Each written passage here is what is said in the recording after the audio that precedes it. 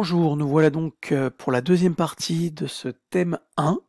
Donc après avoir vu la Méditerranée et les empreintes grecques, nous allons voir les empreintes romaines.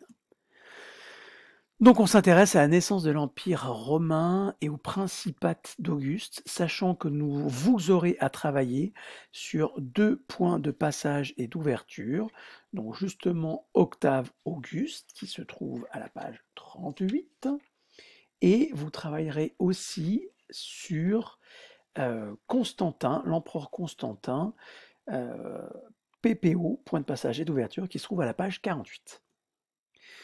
Donc, on commence par Rome, qui au départ est une cité, mais elle devient trop grande. C'est une cité-État qui est gouvernée d'abord par des rois, puis par des citoyens qui exercent le pouvoir collectivement. La République apparaît à partir de moins 509. Le Sénat devient l'instance la plus importante.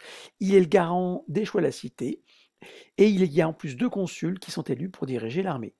C'est une république, mais ce n'est pas une démocratie. Seuls les citoyens les plus riches votent. Ce sont les patriciens et ils sont éligibles. Donc, vous voyez ici une carte mentale de la République romaine. Le pouvoir est réparti entre le sénateur, le peuple, les magistrats.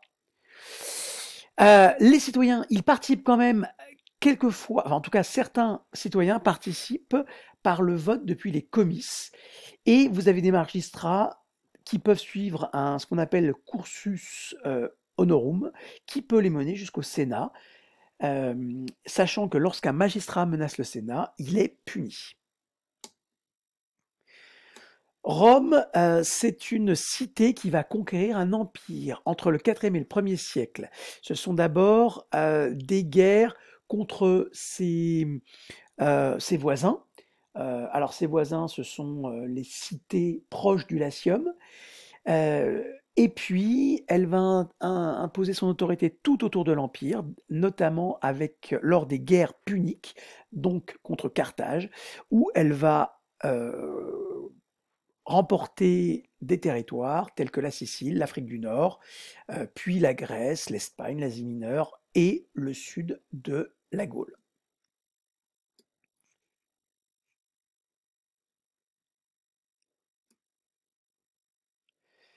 Alors, cette république, elle va entrer dans une profonde crise parce que la conquête de l'Empire provoque donc des confrontations entre des chefs de guerre très ambitieux, tels par exemple que Jules César et Pompée. Les conquêtes amènent plus de richesses et plus de prestige, et ils vont finir par s'affronter pour obtenir le pouvoir. Il y a donc une guerre civile qui naît au 1er siècle avant Jésus-Christ, entre Jules César et Pompée. Ce sont des dictateurs.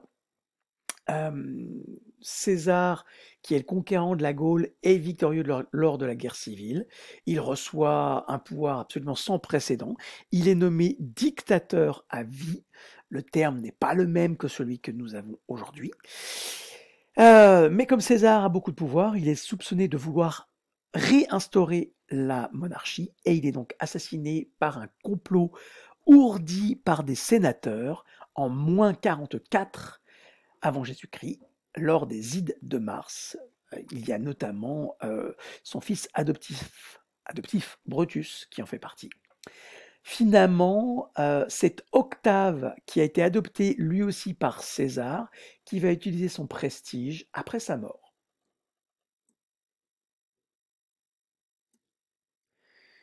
Alors, il y a de nouveau une phase de lutte entre Octave et Marc-Antoine, qui est allié de Cléopâtre.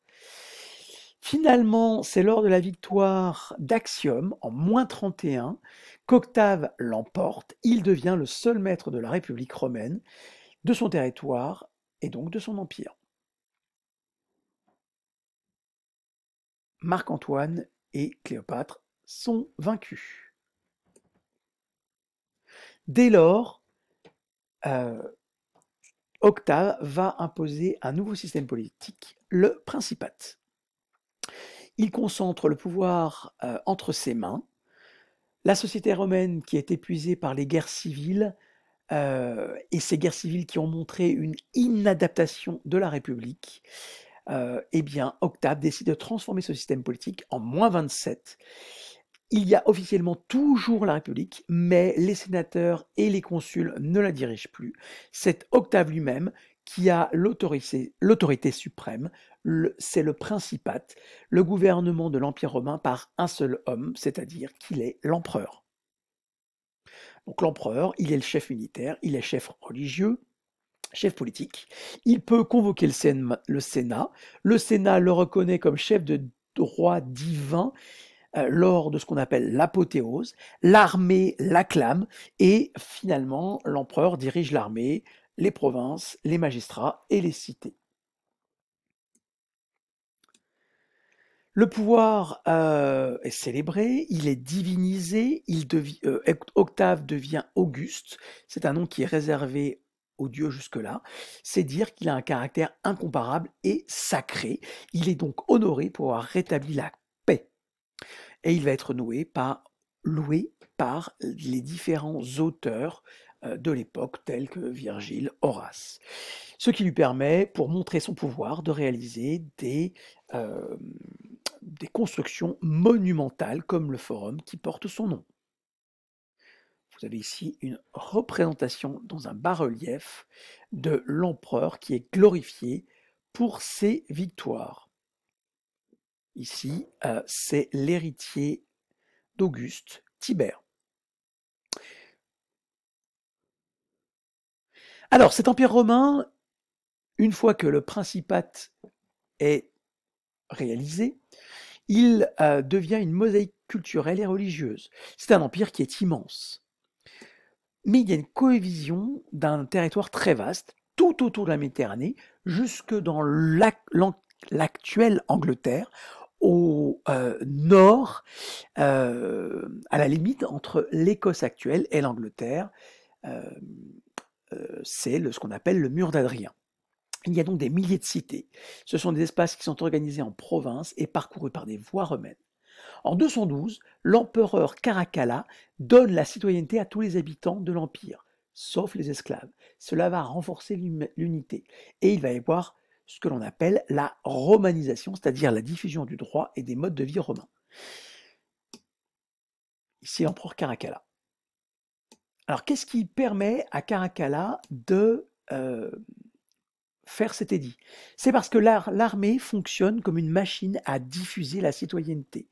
Vous avez les pérégrins, c'est-à-dire les étrangers de l'Empire, qui peuvent la recevoir avant d'entrer dans les légions et dans les unités auxiliaires. Et le bénéfice de cette citoyenneté est étendu à la famille. Elle sert aussi, cette armée, à diffuser le latin, qui est la seule langue de commandement. Les élites des territoires conquis imitent le mode de vie de l'empereur et des vainqueurs. Alors, l'édit de Caracalla pose il y a deux visions de cet édit. Pour les premiers, c'est une mesure intéressée qui permet d'accroître le nombre de contribuables. Et pour les seconds, c'est une mesure véritablement révolutionnaire, car elle dépasse la notion de cité et elle met en avant l'État où la loi serait la même pour tous. Cette romanisation, ici on voit avec un légionnaire romain, il y a un exemple avec dans les villes qui sont construites à l'image de Rome, l'URBS, URBS. Donc vous voyez ici une représentation de Lyon, Lugdunum à l'époque, avec des grandes voies qui sont le Cardo et le Decumanum, avec le siège des institutions, le forum, tout au bout du forum par exemple, avec des lieux culturels, les thermes, le théâtre, l'amphithéâtre, et avec de l'autre côté de la Saône, l'amphithéâtre des Trois Gaules, c'est-à-dire les arènes. Ce sont des dont les traces existent encore aujourd'hui à Lyon, puisque on a l'amphithéâtre romain sur la colline de Fourvière et on a les arènes dans l'amphithéâtre des Trois Gaules au pied, enfin à mi-pente de la Croix-Rousse actuelle. Cet empire est très grand et finalement au IIIe siècle, il y a des crises et des invasions qui font que on va devoir gérer différemment, l'empire. Vous avez donc, une nouvelle capitale qui est construite, c'est Constantinople et finalement, cet empire va se diviser en 2 entre un empire oriental, l'empire plutôt à dominante linguistique grecque, et un empire occidental à dominante linguistique latine. Et en 395, ces deux parties sont définitivement départagées à la mort de Théodose. Donc ici, l'empire d'Occident et d'Orient avec les deux capitales jusqu'en 395. L'empereur reçoit un culte impérial.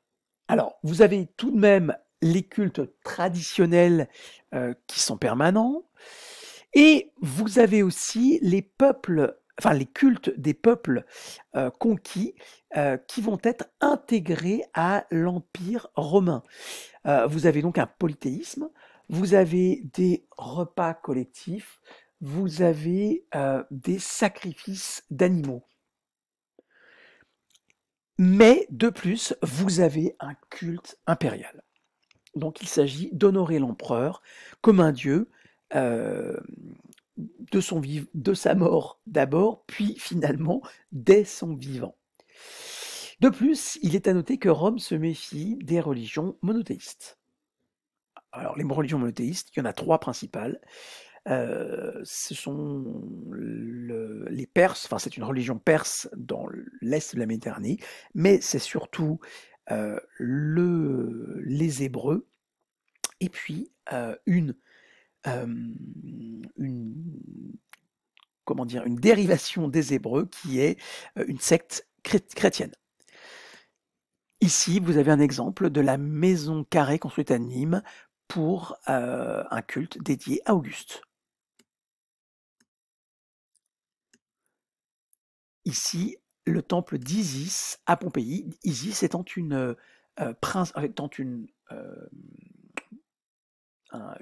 déesse, excusez-moi, de l'est de la Méditerranée. Alors finalement, le christianisme, il va être dans un premier temps persécuté. Son origine, il vient de la personne de Jésus, qui est un personnage historique, et qu'il ne faut pas confondre avec le Christ, qui lui fait référence pour les chrétiens aux personnages religieux, à leur prophète. Donc ce personnage, Jésus, il est condamné à mort à Jérusalem dans la première moitié du 1er siècle de notre ère. Ce christianisme se diffuse dans de nombreuses cités, et finalement les autorités impériales vont dans un premier temps persécuter ces chrétiens. Ici, vous avez ces chrétiens dévorés par des félins. Finalement, l'empereur Constantin va reconnaître le christianisme pour des raisons tout à fait intéressées, ce qui lui permet d'avoir plus de fidèles notamment. Et ça va être le véritable essor du christianisme. Donc l'Église, les églises, les ecclésias, on retrouve le terme grec, se développent dans l'Empire romain. Même si certaines traditions persistent. En Grèce, le temple du Parthénon honore Athéna encore régulièrement.